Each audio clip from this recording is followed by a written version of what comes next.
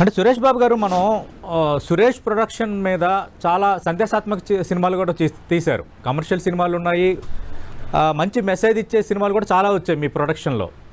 అంటే ఇప్పుడు చిన్న సినిమాలు, మధ్య తరహా సినిమాలకు సంబంధించి భవిష్యత్తు అగమ్య గోచరంగా మారిపోయింది అంటున్నారు. 200 మించి సినిమాలు రిలీజ్ అవుతుంటే హిట్ అయ్యే సినిమాలు కేవలం 7 to 8% ఉంటున్నాయి. మరి ఇది మంచిదైనా? ఇండస్ట్రీకి కొంత సక్సెస్ రేటు ఉండాలంటే ఏం చేయాలంటారు? సక్సెస్ రేట్ ఉండాలంటే సినిమాలు బాగా తీయాలి అంతే. ఇప్పుడు బాగా తీసిన సినిమా అది చిన్నదైనా పెద్దదైనా ఆడేస్తుందమ్మా. ఇప్పుడు బలగం అనే సినిమా చిన్న సినిమా, చూశారు, ఆడింది. ఇప్పుడు మొన్న అమరన్ అనే సినిమా ఉంది, శివకార్తికేయన్ స్టాండర్డ్ కన్నా డబుల్ ట్రిపుల్ లెవెల్లో కలెక్ట్ చేసింది. విజయ్ సేతుపతి చేసిన సినిమా కూడా మహారాజా.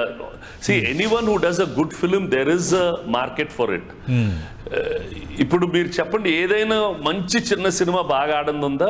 ఇప్పుడు మేము 35 అని తీసాము. అవును సార్, అది లిమిటెడ్ గా ఆడింది, but it got its viewership in OTTs.